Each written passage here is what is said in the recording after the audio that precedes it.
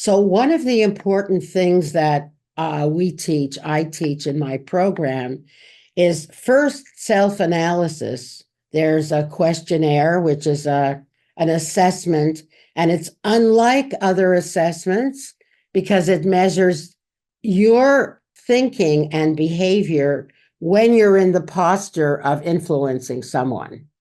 It's not just a general theory of personality. But although we love to learn. Welcome to the Making Sales Social podcast, featuring the top voices in sales, marketing, and business. Join Brynne Tillman and me, Bob Woods, as we each bring you the best tips and strategies our guests are teaching their clients, so you can leverage them for your own virtual and social selling. Enjoy the show. Welcome back to Making Sales Social. I am very excited to have Elena Zucker here. She is a seasoned businesswoman, author, consultant, speaker, and trainer. Her acclaimed training program, Secrets of Influence, is both a corporate program and e-learning program, and it's based on her best-selling book, 7 Secrets of Influence. She has taught thousands of people and organizations all over the world and is now also bringing this to individuals through her e-learning version. Elena, welcome to the show. Thank you so much, Brynne. I'm delighted to be here. Thank you for having me as your guest. Well, thrilled to have you, and I know that you're going to bring such value to our audience. Before we jump into your brilliance around Secrets of Influence, we ask all of our guests one question, which is, what does making sales social mean to you? You know, it's such a great question, Brynne, because I became an expert on influence because of my sales background. And so that was the important foundation on which I built my unique theory. So I was in direct sales at age 18. Here in my native Montreal, selling encyclopedias door to door in the freezing cold. And later I moved to New York and became an organizational consultant. But there was always this very strong base of selling, which it is really, if somebody doesn't sell something, nothing happens. And so I learned to refine these skills and codify them. And when you say social selling, this is what comes to my mind. I'll just share it. So back in the day when we did conferences live, before COVID, and you'd go to the opening event and there'd be like hundreds of people, everybody wearing a name badge with their drink in their hand and not knowing who to talk to. There you go. Wearing your badge, which said your company and your position. And I had 20/20 vision, and I was very, very focused because sometimes I was the speaker at these conferences and sometimes I wasn't. And often I'd pay my own money to get there. And I would spend that opening event not looking in people's eyes, unfortunately. But the first thing I looked at was their badge, and I was screening who I wanted to talk to later. Were they a corporate decision maker? Right? And so I did that kind of screening and sifting, which we now do on LinkedIn. Right. So when you asked that question, I thought, yes, this is the brilliant advantage that we get from social media now, because we can just touch a button and do that kind of filtering without, breaking our eyesight, and by making proper human contact with people instead of just looking at their badges. Oh, I love that. That's a new perspective I haven't heard yet. So that's fabulous. Oh, good. So I just thought of that. Yeah. Yeah, I love it. So I want to jump into influence, and I'm going to start with like the most simple question. Sure. What is influence? What's influence? Okay. Well, influence according to the dictionary, this is kind of fun. Influence is a set of skills, and it is the action of having another person change their attitude, beliefs, or behavior. Now, you will not observe the change in attitude, right? The only thing you can observe is the behavior, but that's basically the definition. And an archaic definition of influence, which is very interesting in the dictionary, says that influence is the ethereal flowing of a fluid said to change the hearts and minds of people. It's a magical fluid, right? And I thought that was so interesting because, I mean, this is an old Webster definition, but like magic, influence, when it's done with subtlety, seems like magic. And yet it's just a set of skills that anybody can learn and master and use for their success. So I don't know whether one of your questions is influence manipulation. Yeah, keep going. I love Let it. me Let's let talk me about just that. address that, because some people, when they hear the word influence, it has a bad rap, because it seems like we are being hit by so many messages these days, political, what's wrong with your health, your car, your roof, etc. And we need to be aware of those messages and how they are affecting us. And so people think that influence is manipulation. And, if you think something is bad and unethical, you will not do it, because you'll have a psychological barrier about it.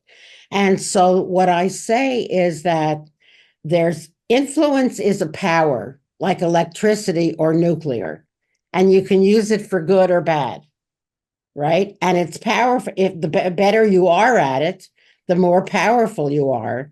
And the way that I like to think about manipulation is that positive influence is, I like to look at it from two perspectives: the intent and effect.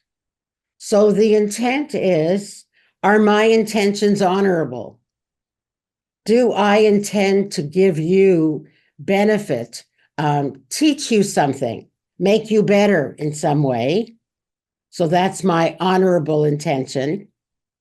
And effect is, how do you feel over there as a result of our interaction? Do you feel that you've been enriched or enlightened or learned something? And if we can answer those positively, then we would say that's positive influence. So I just wanted to add that, because often it's something people ask. All right. So Next. I'm gonna go one deeper in this, because this is a conversation I've had for many years. Is manipulation always bad?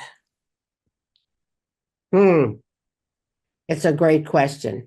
I mean, if you're, a parent trying to get a kid to do something, and you're, using all your adult tricks because it's for their own good, then it's not bad. Okay, so, that's an example. In the business arena, I would have to look at a case by case. Yeah, that's fair.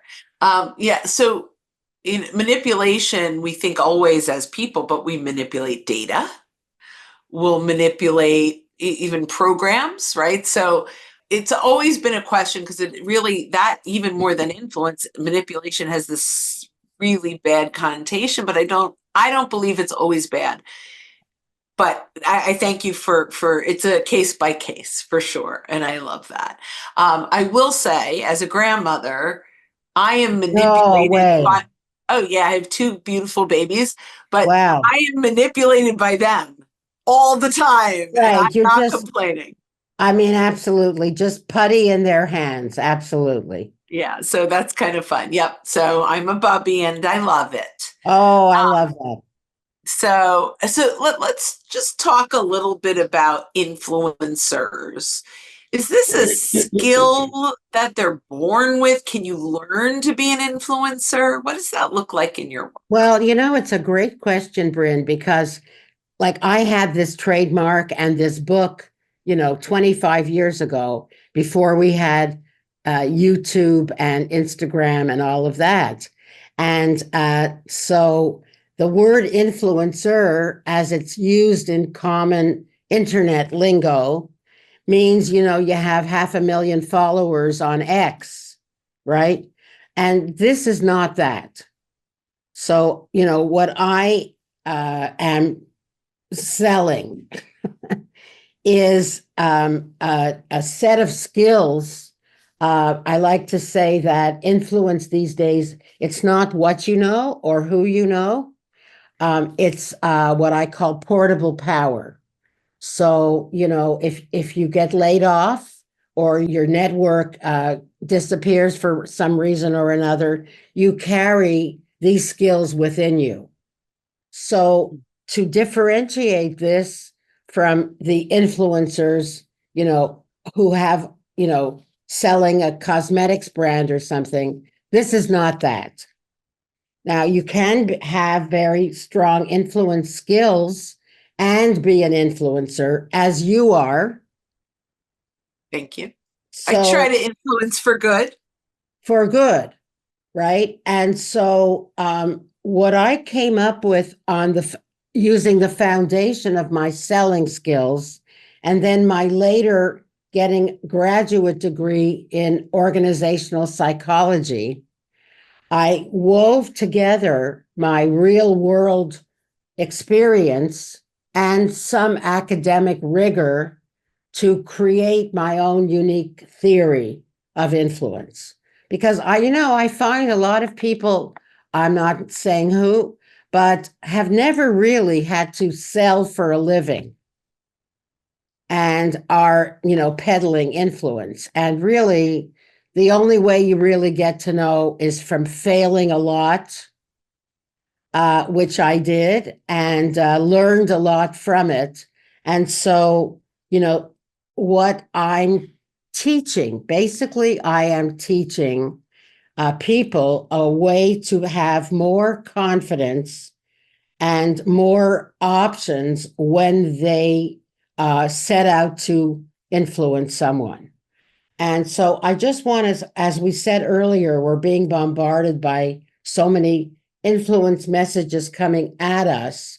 So one of the important things that I teach in my program is first self-analysis. There's a questionnaire, which is an assessment, and it's unlike other assessments because it measures your thinking and behavior when you're in the posture of influencing someone. It's not just a general theory of personality.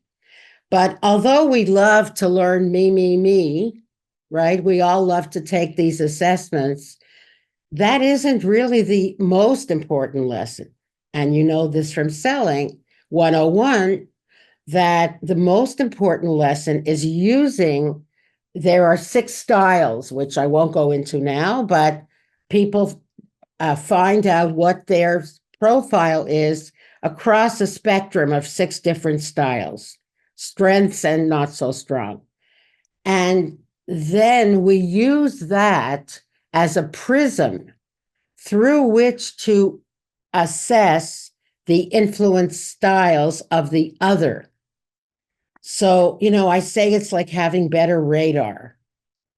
I mean, those cues were there all along. You just didn't have the equipment to find them. So that's the easiest way to describe that. So you can learn influence, is what I'm Exactly. hearing. You can learn. Exactly. So, yeah. So if you could, before we start to kind of wrap this up, can you quickly go through the 7 secrets of influence? Just kind of high level chapter names almost, right? Like, Well, what I will do is describe, let's say, 2 of them okay. that are vastly different from each other, so you'll get the idea. So, for example, one style is called telling, And then I gave it a little corporate twist and I called it analyst. And so I don't label a person as a teller, but rather this has been your default. Like this is what you do because you don't know that there are other ways. And that's why people have more confidence once they learn this. So this style is one that uses, as you said earlier, data, logic, facts and figures, evidence. So lawyers maybe would use this. Okay, so that's an example. Like another style, which is very different and the polar opposite, is what I call idealist. And it's called gelling. It means that your ideas gel with another. And a good example of this would be someone who is offering a vision of the future. Martin Luther King. I have a dream. So it's a very emotional and future oriented kind of style. Now, if I am predominantly the first style that I mentioned, and I'm trying to influence someone who is the second one that I described, how far would I get using facts, figures, statistics? Not very far, because if I'm the other kind, emotional, future oriented, I love big ideas, possibilities. I'm going to glaze over. Right. So the bottom line, because we're wrapping up, is that, it's the same old thing from selling, is just know your customer. This is just a different language. I'll just say that, love languages has gotten very popular. So this is that similar idea. Understand the language, and how do you understand it? That's what we're going to teach you. Okay, I love that. And I think so we talked the comparison of influence and manipulation, but can we throw the word persuasion in for a moment? How important, yeah, talk a little bit about how important it is to be persuasive when you're influencing decisions. I think I would use the terms interchangeably, Brynne. Okay. I think if you looked up persuasion, I haven't lately, but I do think it's probably interchangeable. A gentle persuasion. This is not necessarily underhanded. It can be very transparent. And when this is used with teams, for example, everybody takes the assessment and then shares with the team. I just thought I'd mention this, so that team member that you thought, oh, I don't know why I can't get through to her. Mm-hmm. Now you see. So it gives us more rapport and more empathy. And I also just want to say at the end, if we're at the end, is more confidence. When you think you only have one way to do something and it's pass or fail, it's kind of a trap, right? It's scary. Mm-hmm. But if you know that you're experimenting, if you think about it that way, and you have 5 other routes to try, then you feel more confident. Well, if this doesn't work, I'll go in another door. Yeah, that's fantastic. I love that. So, as we kind of put a bow on today's conversation, okay, is there a question I should have asked you that I didn't? Oh, don't think so. I think I told you the origin story. I mean, a lot of people ask, how did you come up with this? And the thing about manipulation, I think, yeah, we covered it. You covered the bases, my dear. You're such a smart interviewer. I love it. Oh, well, thank you so much. You're so fun to interview. Well, you caused me to do some good, deep thinking, so I always appreciate it. Well, I appreciate it too. Thank you so much. So if our listeners are like, oh my gosh, Elena, you're amazing, how would they get in touch with you? Okay. Well, the easiest thing is my website, which is easyinfluence.com. And It's easy. it's easy. And my email is easy for you. That's the letter E, Z, number 4, letter U, at easyinfluence.com.